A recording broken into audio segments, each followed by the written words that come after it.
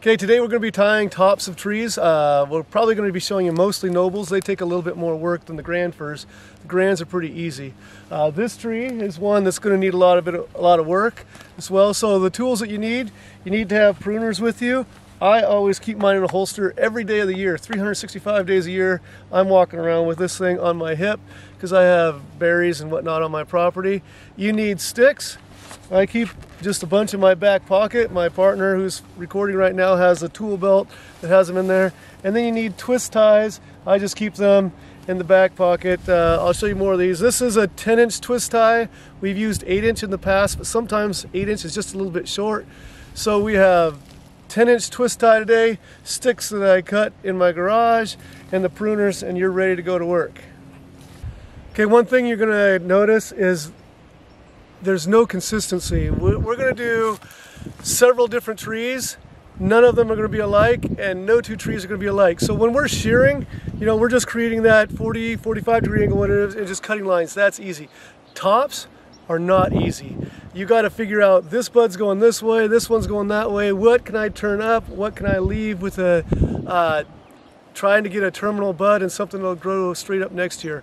Yeah, I'll try to point out several things today on things that we do, but it's one of those things that no tree is going to be exactly like the ones that I'm doing today. So these are concepts and ideas on how to tie up a branch and how to leave a bud so that we'll be pointing up next year, and hopefully you don't have to tie the same tree year after year after year.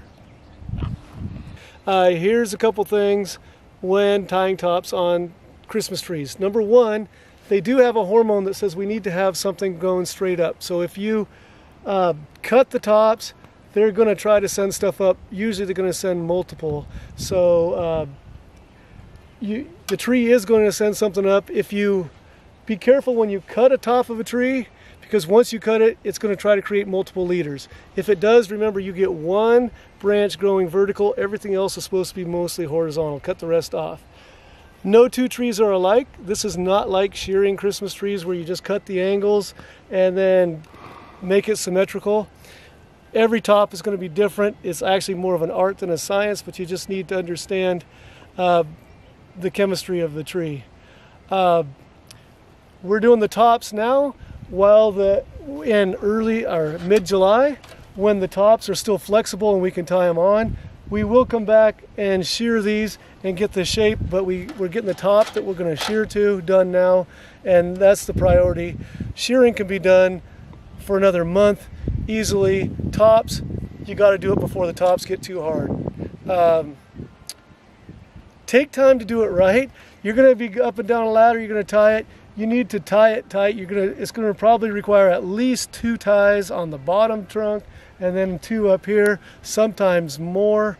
But tie it tight, and when people come in and shear, it's going to be rattling, and you don't want that top to fall out. So just keep, tie it nice and tight. Do a good job. The other thing is you need to know is so Christmas trees are never truly dormant. They're continuing to put caliper or thickness on their trunk throughout the year, and they're hardening. So we are going to tie these off. They will continue to get slightly thicker and they will harden in this shape, and then we can cut them off this fall right before we harvest. And you do want to make sure, when we leave these on and we wait, sometimes we just let the customers pick the tree with the top still tied. We cut it down.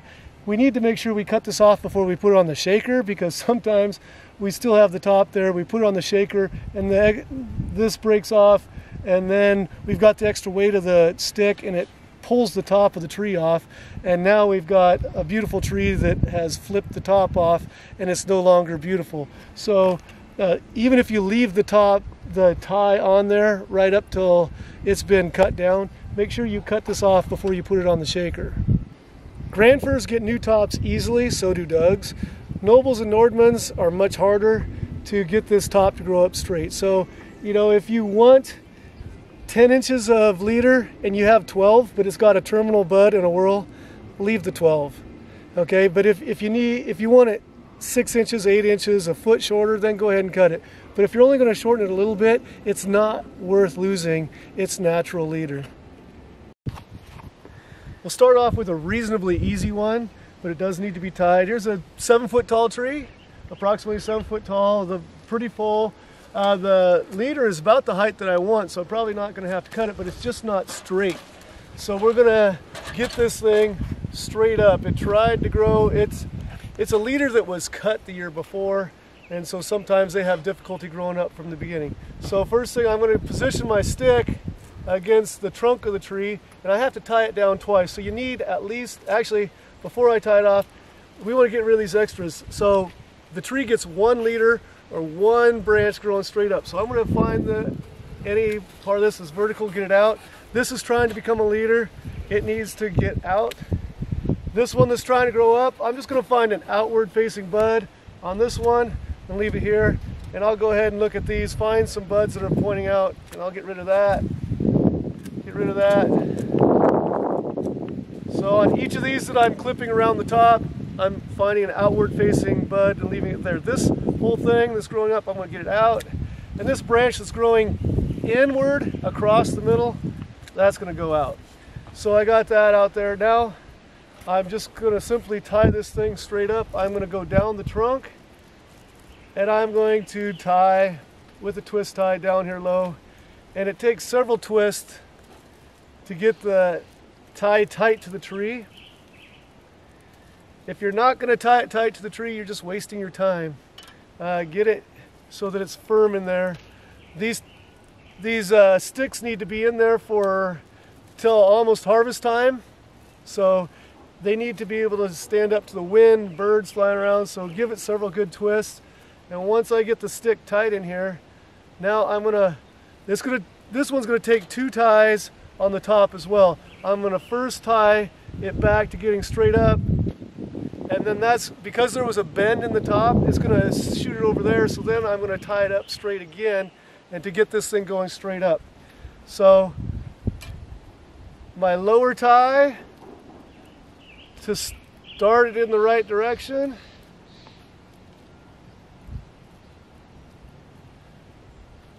And then I'll straighten this out and do a higher tie.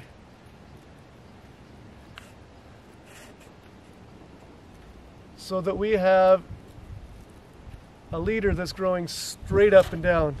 Now, fortunately for us, this one's not too terribly long. I might actually like to have it a little bit shorter, but unless I'm going to take several inches off, I'm hesitant to cut the top of the leader, because with this one, it's got a terminal bud, meaning one that wants to grow straight up, and it's got 4 or 5 other buds around it, so it's going to make a nice full whorl.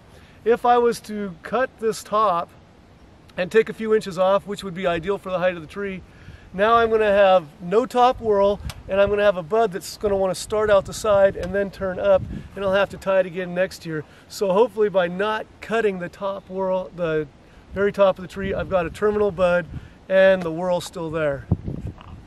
Okay, we're going to start into one that could be a really frustrating tree. There's so many different things that happen on the tops. This top was cut last year, and then you can see these were the buds that were left, and it grew out sideways. This one is already got too stiff that I don't know if we'd be able to tie it up straight, and then we'd have to cut it again. And so this is not going to be, we're not even going to tie this top up. What we're going to do is, you can see in here tight that there's a bud right in here near the center. This one's going to want to grow straight up, and possibly this one too. So we're going to take off everything. Sometimes we do this, we'll take off everything on the top, and if it's got buds in here tight, these are going to try to grow straight up from the inside. And then we're going to choose, there'll probably be a mess of leaders coming up, and we'll choose the right one. And while we're at it, since this one's trying to grow up, I'm going to go ahead and just pin this one to the trunk, pull it in tight so that it shoots it straight up. And hopefully, actually, I'm hoping that this one does it, because again, we've got a terminal bud in the middle that should be a leader, and we've got 4 buds to create a whorl, and this will create a very full tree if it grows. It's got several buds right here. Hopefully these will grow out and fill in the trunk here. You might think that this looks bad with a trunk and then the second one, but once this tree grows another foot and all these branches fill in, nobody will ever see that there's a doubled trunk here for just a little bit. Okay, obviously you don't want that in longer sections or the very end top, but this is going to fill in, and you will just see beautiful branches here and hopefully a nice straight top here. Okay, so we are in mid-July, and it's you can shear Christmas trees from, my grandfather taught me, from the 4th of July on. The shearing of the main body, you know, it's not quite as critical that you do it at the exact right time. You know, you could do it now till later in the year, you could still get the shearing done. But tying the tops is really critical on when you get it done. And I want to show you why. So this is a grand fir top. So if it's growing out sideways, this is the trunk, and we want it to grow up straight. If it's gotten too hard and you try to bend it back in, you're going to snap it at the base and you're going to lose the leader. Or it's just going to be so firm that you're not going to be able to tie it back in. And so we had, early on when we first started tying tops on Christmas trees, we had trouble with that. So we thought we're going to do it a lot earlier. And so what we did is we went very early July when the tree was still growing. And so in case you don't know, if this wood is woody last year's growth, and then this is the New Year's growth, the terminal bud opens up and it starts growing, and it adds cells to the bottom, and it keeps moving up. So it adds cells here and keeps pushing up. And so what we did, we made the mistake, we thought, oh, we'll be smart when it's still really flexible and soft, we'll tie the leader up. But then what happened is the tree kept growing and it kept pushing up and kept pushing up, and we ended up with a bowed top because we tied the top straight up before it was done growing. So you want to do it while it's still flexible and pliable, but you can't do it when it's still adding cells to the base of that and growing up. So for us here in the Pacific Northwest, the second week of July tends to be about the best, but you know, we had a really hot summer, and we're noticing that some of the nobles are really getting stiff, and so we're going to have to work them pretty hard. All right, so here's another thing you have to consider, not just the top. This is a beautiful straight top, and we would love to leave it, but this tree is not growing very full. We need to slow down the growth height-wise so that the body can fill up. Plus, you can see we have a lot of branches here in this section. We let it grow 16 inches last year, but we got to give these time. This will fill in nicely if we give it time, but we can't let it run another, what do we got? About another 16 inches up there. This is more like 18 inches. So we need to pull this back to a lower bud. I wish there was more buds lower here, but it doesn't have a ton of buds.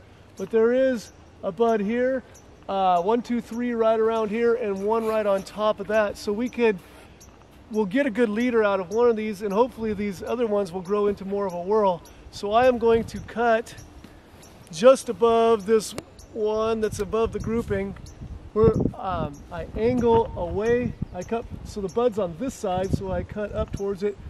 It'll want to grow up that direction. So I cut this as far back as I could, and leaving buds to grow a top whorl. I really would have liked to have had a bud down here, but this tree doesn't even have buds down here. And then again, I'm going to cut, usually while I'm doing tops, I'm going to trim back the top whorl with my pruners, finding an outward facing bud and leaving it there. So by shortening this leader, we're going to let this tree fill out. Okay, here's a tree that's not going to be fun to work, and it's going to be hard to find the right one, but just know this is what's going to happen. This is one of those trees why if you can leave the straight top without cutting, you want to leave it, because once you cut the top, which this was, sometimes the tree just doesn't figure out how to grow one up straight. And so now we've got nothing good up here. And so I'm going to have to choose one of these to straighten out. There's different things you can look at. This one has a terminal bud, plus it's got 6 other buds on the top. This one's got pretty good buds there. This one is not straight at all and doesn't have as many good buds on the branch. So I know this one is going out. This one just isn't as healthy. It got damaged in the sun, so this one's out. So now I'm down to 2 choices. Do I want to use this one, which has lots of buds, so it'll make a full tree, or do I want this one? The truth of the matter is, I might tie a stick in here and tie both of these to it, and they'll use each other for strength. And then by the end of the year, we'll figure out which. Sometimes they twist and tie, twist a little bit throughout the season, and when we cut the stick out, we'll figure out which one turned out better, and then we'll leave that one and we'll cut the other one off. Okay. Okay, I've already tied the bottom tie on here, and sometimes when the tree is this messy on the top, you don't have a straight trunk to tie into. There's a branch. I mean, you want the branches to be full, but there's a branch here, branch there in the way, so finding a straight spot up and down the trunk is a challenge. I think I found a spot that's going to tie it up pretty straight. I'm putting the second tie on the trunk right now. And again, twisted a lot. If you don't tie it tight enough that it stays, there's no point in spending your time here. So both these are bowing out and have a bow right about here. I'm going to pull both of these back, and you'll see they'll cross over the stake for a while. But I got to pull them back tight. I got to get them all the way back in tight to the stake so that they're centered up. They're centered up on the trunk of the tree, and that does pull them across for right now. And then I'm going to pull them back. Get me another tie here.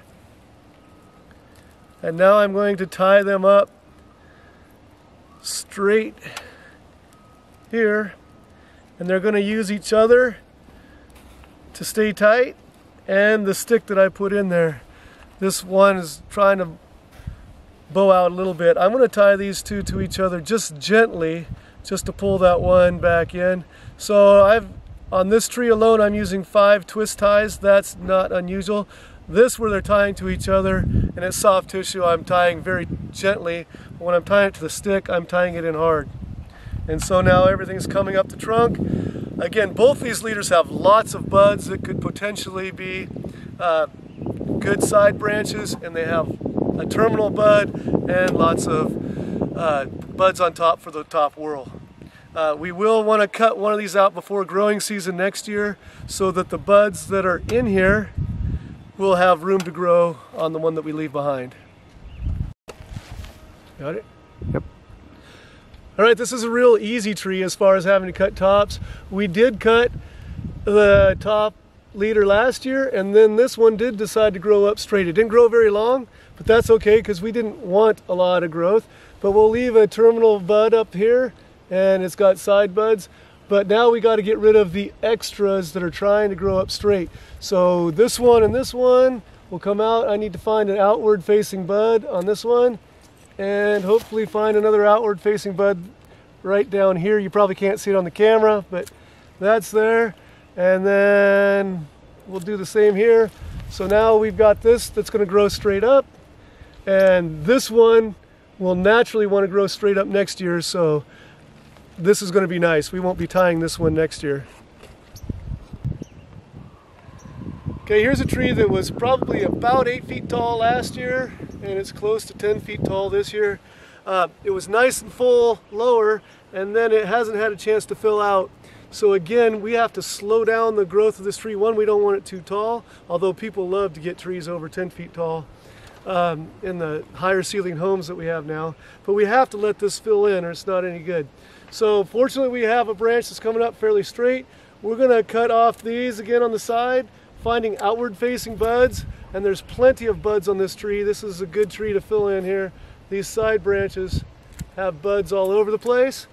And then there's 1, 2, 3, 4, 5, 6, 7, 8, 9, 10, 11, 12, 13, 14. I've got 14 buds just getting to here. So this tree is going to fill in nicely. It's got a little bit of a crook, but it'll grow up straight.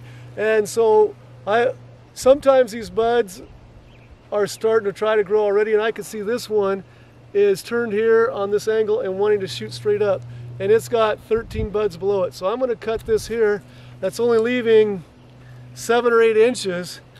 Okay, so this tree is not taking off now, but then all of this with the side buds, and each of these have side buds, this is going to fill out a lot next year, and then this won't run a ton. And if we want, because it's getting pretty tall, we may let this all fill in and all this will run out. And if the tree gets too tall, we'll just cut it right back to here, potentially. And then with this full and this straight, we may have to take off some of these branches that are filling in. But depending on how things go, we may have to cut back a lot and then recreate this top and not let this tree get too large. All right, here's a tree that creates a unique problem. It has some filling out to do, but we had a top that was cut, and there's all kinds of branches in here that would make it really hard to get a stick in here straight.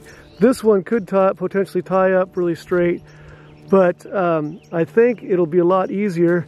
You can see where we cut it off last year, these bright little buds here. These are probably got the hormone in them that says they want to grow straight up. So if I take out this and take out this, I know it's cutting it way back, but these buds that are trying to grow after everything else is set, they're being programmed to grow straight up. So if I take the stuff out around it, this would be too hard to get a stick in here. This will grow up straight next year, and it will be leaving a terminal bud and a whorl. So we're going with that.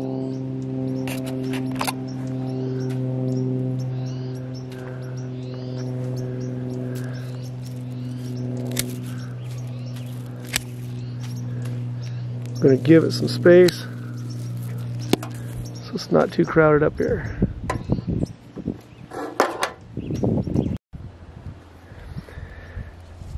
If the leader has been cut or broken off and there's nothing growing straight up the trunk, the tree knows it, and it has a hormone that it's released that says we need a leader, we need a trunk.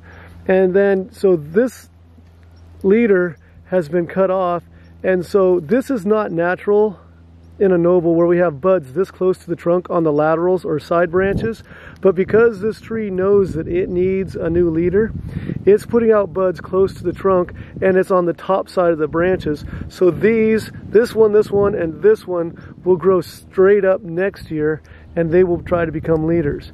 Hopefully we have a better one than those before that, but these, if I don't use them as leaders next year, I'll probably have to cut out because they won't grow as laterals. They're going to grow straight up.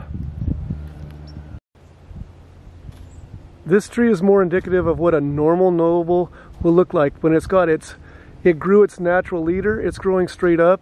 If you come in and look at the side lateral branches, there are not buds for the first several inches.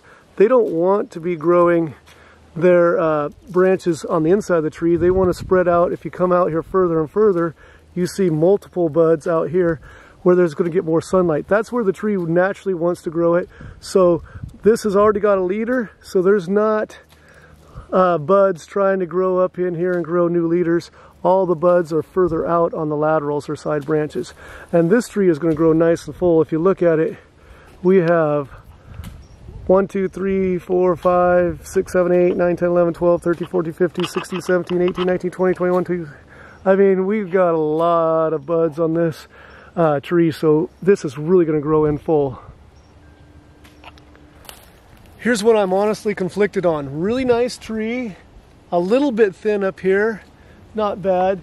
If there wasn't sunburn on it, this tree would probably sell this year as is. And then but then it runs just a little bit too long, but there's not a ton of buds here. Do I cut this back? And then I'm probably going to have a top that doesn't want to grow up straight next year, or leave the terminal bud. But the terminal bud only has a couple for the top whorl, so it's not going to be real full there. It's not worth cutting back unless you're going to cut back at least 6 inches. So I do have a few buds here to fill in whorl, and then I have 2 more buds I'll leave here that one of them will become the terminal bud, so I am going to cut that right there. I've been raving about Nordman firs and how much we like these trees, but the tops and dealing with that is one of the reasons we don't like Nordmans, and they could be a challenge. We're still figuring this out. You can see this is not unusual for us. This bud that we left to be the top died out or did not grow up. The other buds that were near it grew sideways for quite a while, then grew up. These are quite stiff branches. They are hard to tie back up. And then from down lower in the tree is sending out a hormone that says we need leaders, and so a whole bunch are coming from down below. And so this is a bear of a tree. The one branch that wants to be a good straight leader, we've got, again, a terminal bud and several buds for the whorl.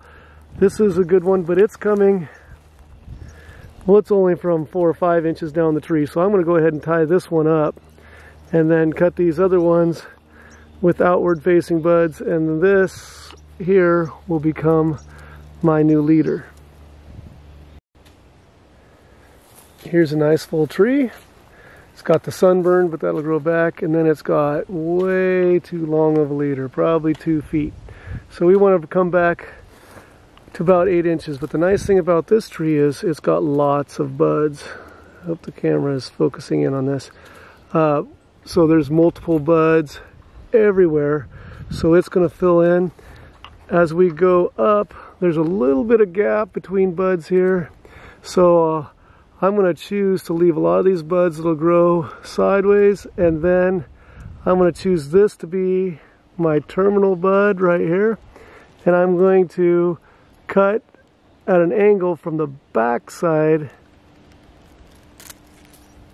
and then it should grow up this way. The trick to get it to grow up straight is cut as close as you can without making that bud die off, and that is a science in itself. All right, here's another thing you need to remember. I forgot to do this a couple times today. As you're going up to a tree, this tree needs the tops tied. Size it up as you're going at. Look at the tree. How full is it? Does it need to be slowed down? Can it be allowed to run? Is it too tall? And get an idea of how much height you want to leave on it, because I've gone up the tree a couple times today where I've gone up, and then I'm like, okay, you get a completely different perspective of the tree looking down, and I didn't remember, was this a full tree, was this a thin tree?